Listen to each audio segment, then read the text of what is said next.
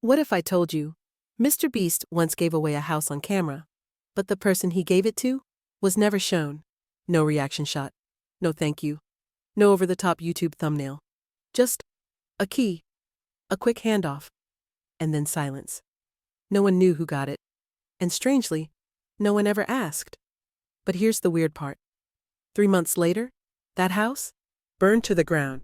No insurance, no news coverage, just ash, smoke, and a single note left behind in the mailbox.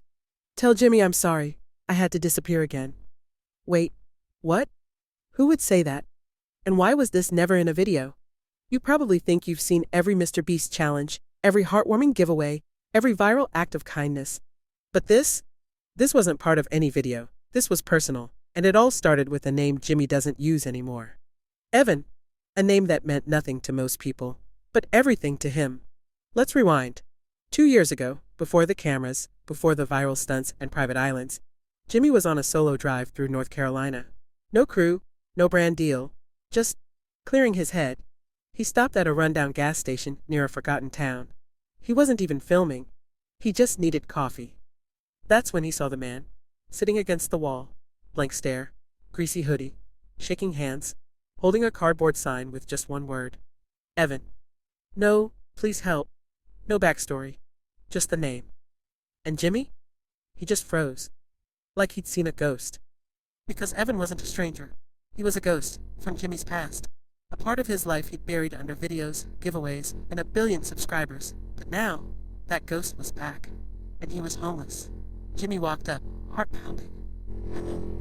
I looked up slowly, closing my eyes, and he smiled. He came around me. Jimmy couldn't speak. His brain was racing. Because Evan was the one person he never wanted to see again. But also, the one person he once swore he'd never abandon. So what happened between them? Why had Jimmy cut him off? And why was this broken man now sitting outside a gas station, holding a cardboard sign, with nothing but his name? That's the part nobody knows. But it explains why Jimmy did what he did next. He didn't film it, he didn't tweet it, he didn't even tell his team. He just said 4 words. Get in the car. The inside of the car was dead silent. No music, no talking, just the sound of tires on old highway asphalt. Jimmy didn't know what to say. What do you say to someone you once called your brother? Someone who vanished 5 years ago, right after saying, "I'll take the fall"? Evan looked out the window. Same broken posture, same cracked voice. You ever think about it? He asked. Jimmy gripped the wheel tighter. Every day. But what exactly was it? What did Evan take the fall for?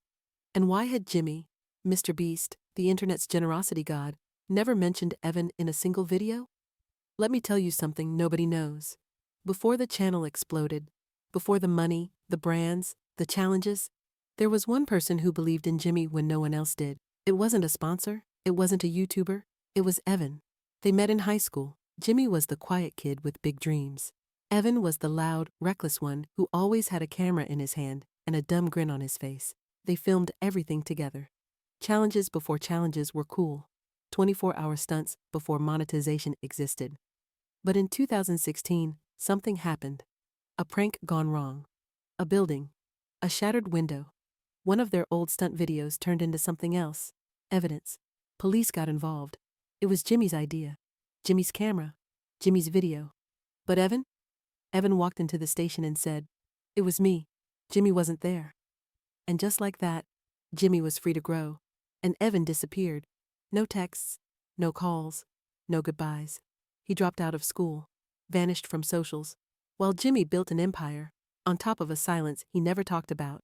And now, Evan was sitting in the passenger seat of a Tesla Model X, smelling like smoke, eyes sunken, and saying nothing.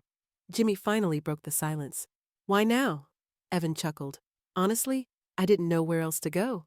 Figured you'd forgotten me." Jimmy shook his head. "I never forgot." Evan turned to look at him. "Then why didn't you come looking?" Oof, that hit hard. Jimmy didn't answer. Because the truth? He didn't want to admit that he'd been afraid. Afraid that Evan blamed him. Afraid that guilt would break everything he'd built. But now, none of that mattered. Because he was back. And Jimmy had a choice. Pretend this never happened? Or try to make it right? So he pulled into a driveway. Not just any driveway. A brand new house. Bought in cash. Under no name. With no cameras? Evan looked out the window. What is this? Jimmy handed him a key. Yours? Evan blinked. I don't understand. Jimmy said nothing. He just pointed at the house and said, It's not payback, it's not charity, it's what you deserved back then, and still do now.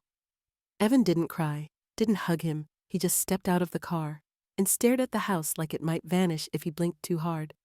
But what neither of them knew, that house, that gift, wouldn't last, because someone was watching, and Evan's past wasn't done with him yet. For a few weeks, everything was quiet. Evan had a roof over his head, hot water, a fridge, a door that locked. No cameras, no tweets, no flashy MrBeast thumbnail that screamed, I changed this man's life.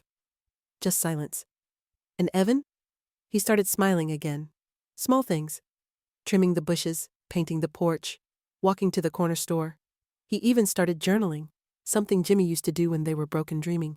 But even in that calm, something felt off. Late at night, Evan would wake up in a sweat. He'd double-check the locks, peek through the curtains. Sometimes he'd whisper, They're still looking. Who? Jimmy asked him one night. Evan didn't answer. Instead, he stared into the dark and said, You don't walk away from people like that. They always find you. That's when Jimmy realized this wasn't just about guilt or lost time. Evan was running from something real. But what? And why had Jimmy never known about it? Let's go back for a second. Remember that old prank video that almost got Jimmy arrested? The one Evan took the blame for?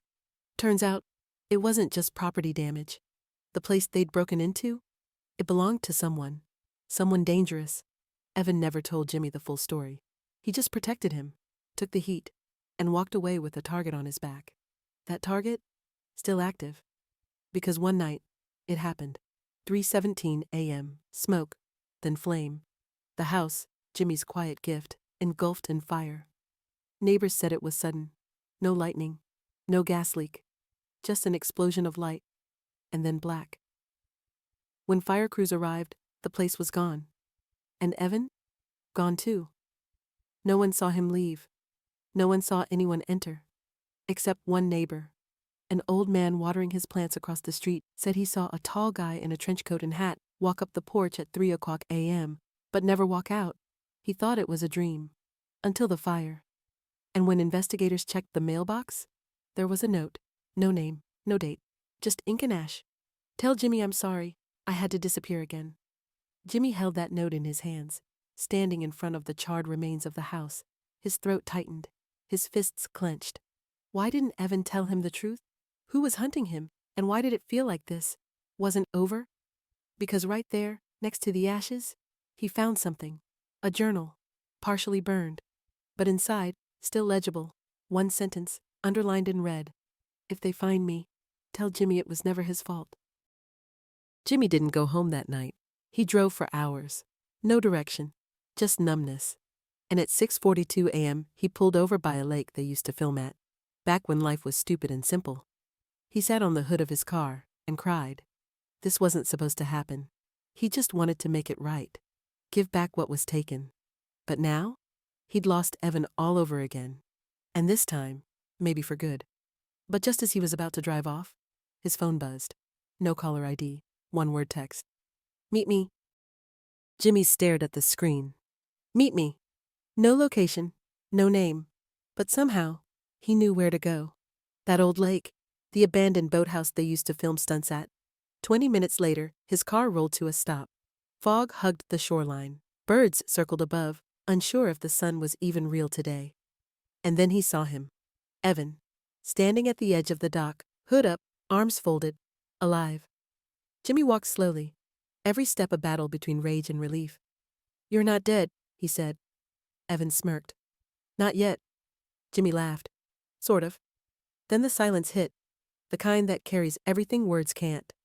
I thought we were good, Jimmy finally said. I gave you a house, a fresh start. Evan nodded. And I took it. For a minute, I believed I could stay. So what happened? Evan looked out at the water. They don't forget, Jimmy. People like that, they wait. They watch. I shouldn't have come back. But I had to see you. One last time. Jimmy shook his head. No, I can protect you. No, you can't. Evan turned to him. You're famous now. They'd tear your life apart just to get to me. This was never about a house or money. This was me, saying thank you and goodbye. Jimmy's voice cracked. That's not fair. I know. I could have done more. You already did more than anyone else ever did. They stood in silence. Then Evan pulled something from his hoodie. A flash drive. What's this? Evan handed it over. All the videos, from back then, the ones we thought were stupid, before the sponsors, before the fame, before I disappeared. Jimmy took it slowly. Why now? Evan smiled faintly. So you don't forget who you were before the world knew your name. Then he backed away. Don't follow me this time. Evan? But he was already walking, back through the trees, into the mist, gone. No dramatic music, no last hug, no speech, just a memory. Jimmy sat on the dock long after Evan left. He didn't cry, didn't scream, just opened the flash drive on his laptop. There they were, two dumb kids in a garage, laughing, failing challenges, burning popcorn, betting who could stay awake longer. Pure, stupid, happy. Before the guilt, before the fire, before the world started watching. And for a second, Jimmy, MrBeast, felt like he was 17 again. Then he smiled. Because sometimes, the greatest gifts aren't the ones you give. They're the ones you get. In silence, off camera, with no likes, no views, no titles. Just real. And if this story made you feel anything, like the video, comment below. What would you have done in Jimmy's place? And if you love stories that hit deeper than the algorithm, subscribe to YrotsStories. Because the best stories are the ones they never tell.